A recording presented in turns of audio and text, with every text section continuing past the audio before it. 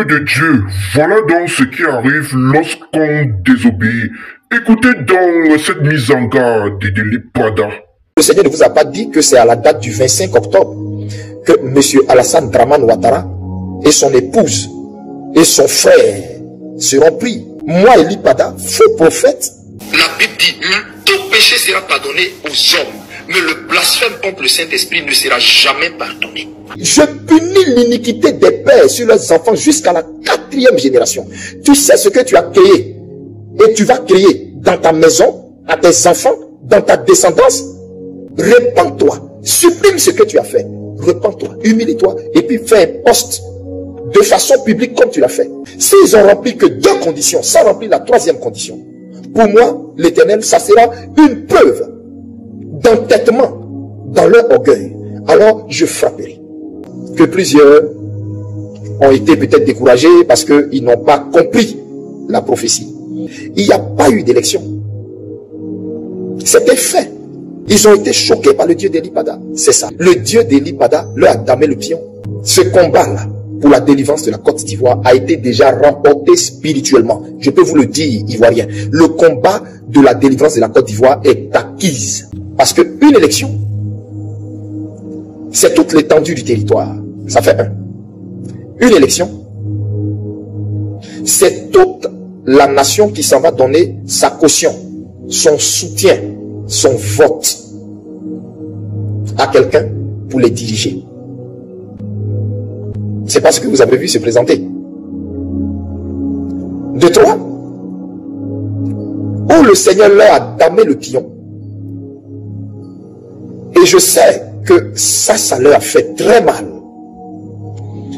Dieu a envoyé son ange dans leur serveur qui a fait fuiter toutes les informations qu'ils avaient savamment orchestrées depuis 1 année. Je répète, depuis 1 année. Pas depuis 3 mois, pas depuis 5 mois. Depuis 1 année. Dieu a envoyé son ange pour aller faire fuiter ces informations et qui ont été versées la veille des élections.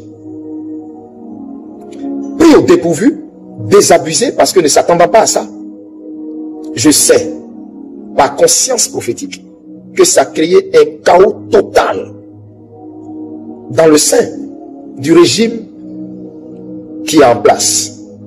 Ils n'ont pas vu ça venir. Mais quand Dieu dit, il n'y aura pas d'élection, ce n'est pas la veille d'un examen que les résultats de l'examen sortent. Si les résultats de l'examen sortent, il n'y a pas d'examen. Il n'y a pas d'examen. Le lendemain matin, il n'y a pas d'examen. Les résultats sont là. La confusion était tellement totale qu'il fallait qu'ils essaient de grappiller un peu pour donner quelques pourcentages à ceux qui sont partis les accompagner dans cette forfaiture pour ne pas entièrement donner raison. Aucun chef d'État n'a appelé pour féliciter. Il n'y a pas eu d'élection. Le résultat est sorti la veille avec toutes les irrégularités, tous ces conseils. Pourtant, Saül était encore sur le trône. Le temps que celui à qui le trône était prévu vienne prendre le trône, qui était David. Donc le fait que quelqu'un soit encore là pour quelques jours, quelques semaines, ou quelques mois, ou je ne sais pas moi, ça fait pas, il n'est pas le chef de l'État. Il le sait. Tous les plateaux télé européens qui le plébiscitaient par le passé, aujourd'hui le désavouent. Lui-même, il le sait. La communauté internationale le sait. Les grandes institutions le savent. C'est pourquoi il n'y a aucune félicitation. Il le sait. Parce que le spirituel avait parlé. Rassurez-vous, personne ne peut freiner la prophétie qui est en cours. Quand j'étais sorti, je vous avais dit, la prophétie a 4 degrés. Les avertissements, les arrêtés, les décrets et la souveraineté absolue. Cette prophétie que le Seigneur a donnée, elle est une souveraineté absolue. Mais vous savez, quand Dieu veut juger quelqu'un, Dieu lui-même endurcit son cœur. Dieu endurcit son cœur, comme c'était le cas de Pharaon. Essuyez vos larmes, Ivoiriens. Enlevez vos vêtements de deuil.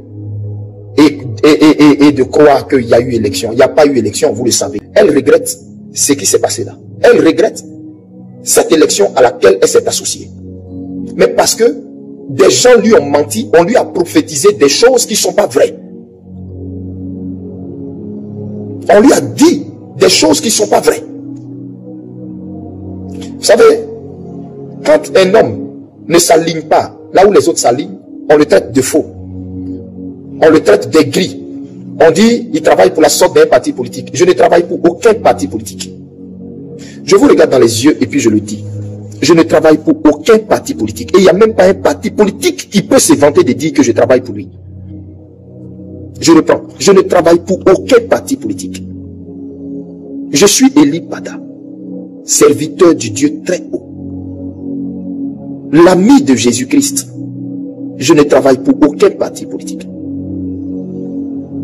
Est-ce que vous me comprenez? Donc, ce n'est pas un parti politique qui me dit de venir prophétiser et puis je prophétise, diantre. Ce n'est pas possible. Quand le Seigneur m'avait donné le message de sa servante, j'ai dit au Seigneur, Seigneur, je veux, s'il te plaît, est-ce que je peux essayer d'utiliser un autre canal pour voir comment lui donner son message sans que cela soit à la place publique? Il m'a dit, Élie, non. Pourquoi? Parce que déjà, des gens sont allés séduire ma servante pour la pousser à militer en s'associant à cette mascarade. Donc, je te fais sortir publiquement pour que tu lui dises qu'elle ne se mette pas sur mon chemin. Parce que ceux-là, je les ai cochés pour les juger. Et tous ceux qui s'associent à eux, je vais les juger. Faut pas qu'elle va penser qu'il va sortir de mes mains. Je vais les juger. Je vais les juger. Donc va et dis à ma servante que moi, son Dieu, je dis, je ne l'ai pas envoyé dans ce qu'elle est en train de partir faire là. Je ne lui suis pas. C'est ce que j'ai dit. Vous seuls, vous savez si ça m'a donné raison ou pas. Cette grande dame politique, respectée de notre pays, qui a souffert et bu toutes sortes de coupes de souffrance pour cette nation. Aujourd'hui, regardez comment elle est moquée, traînée dans la boue. Traînée dans la boue. On l'appelle maintenant fille spirituelle de quoi, je sais pas moi, de Kakabé. Et regardez-moi des choses comme ça. Cette femme qui a connu toutes sortes d'humiliations. Cette femme pour qui le Seigneur avait dit, elle est ma servante. Et pour qui le Seigneur avait dit à l'ancien chef d'État, toi, ne l'humilie pas.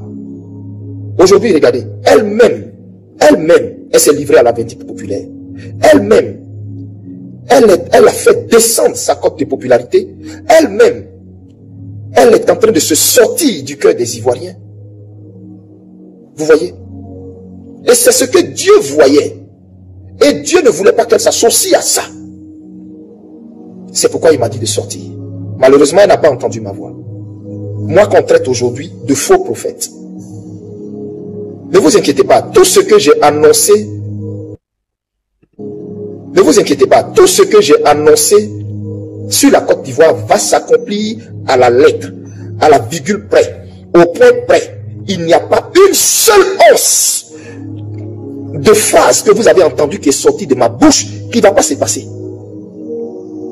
Retenez bien ce que je vous dis. Retenez bien ce que je vous dis. Nous verrons la différence entre qui sait Dieu et qui ne le sait pas. C'est pourquoi je vous ai dit d'entrée de jeu que mon défenseur, c'est mon Dieu. C'est lui qui me défend. C'est lui qui me défend. Donc, bien aimé, je referme la parenthèse de Simon et Yves. Je prie Dieu, que Dieu dans sa bonté l'aide à se relever de là. Je prie Dieu, que Dieu, qu'elle trouve la force d'entrer devant son Dieu, de se repentir et d'avoir la force un jour de dire, prophète, pardonne-moi. À Dieu seul soit la gloire. À Dieu seul soit la gloire. Alors, je viens sur mon troisième point.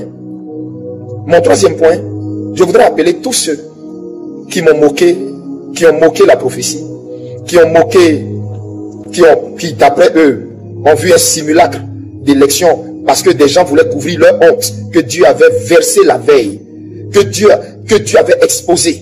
Tout ce qu'ils avaient minutieusement préparé et qu'ils avaient préparé à coups de milliards, des gens qu'ils avaient payés, des statisticiens, des gens pour de grands fraudeurs pour préparer tout leur mascarade à coups de milliards. Ils ont complètement été surpris, désabusés.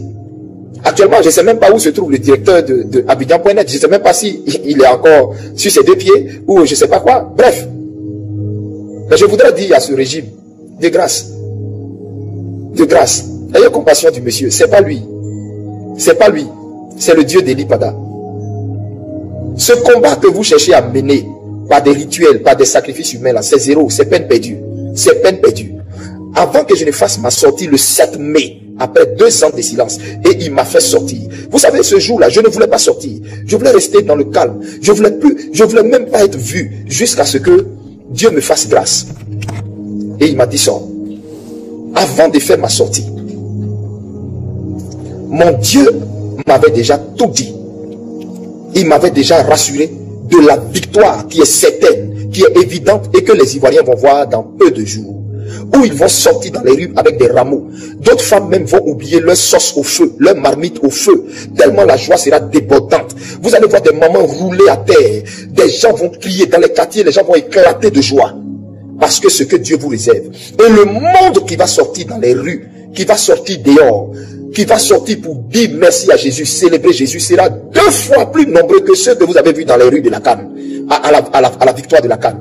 Vous savez pas, vous savez pas ce que Dieu vous réserve, le cadeau que Dieu vous réserve, Côte d'Ivoire. C'est pourquoi essuyez vos larmes. Et puis je répète, restez focus sur ce que je vous ai dit. Restez focus. Dieu vous avait dit qu'il n'y aurait pas élection. Vous avez vu, il n'y a pas eu élection.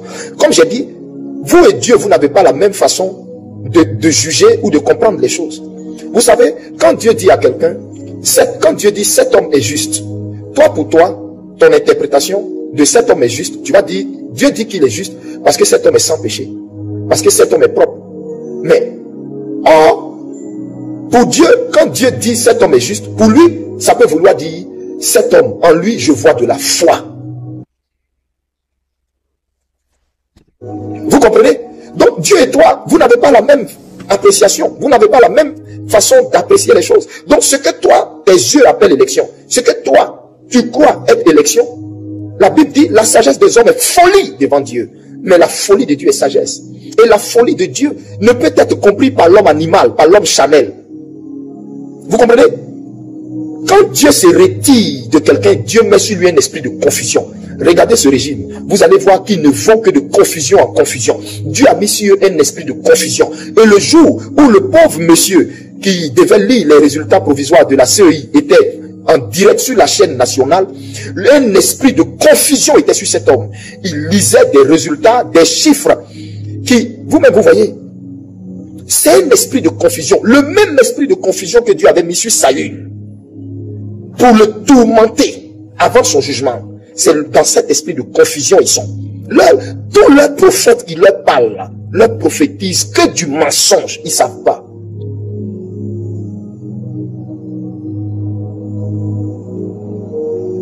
Ils ne vont que de confusion en confusion. Frère,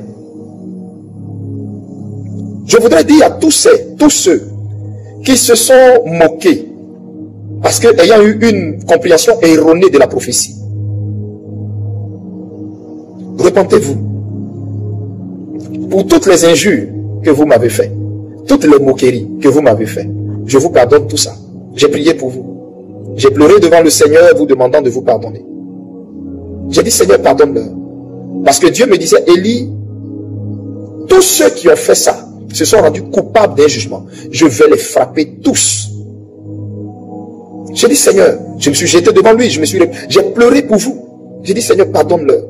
La Côte d'Ivoire joue avec les choses sacrées.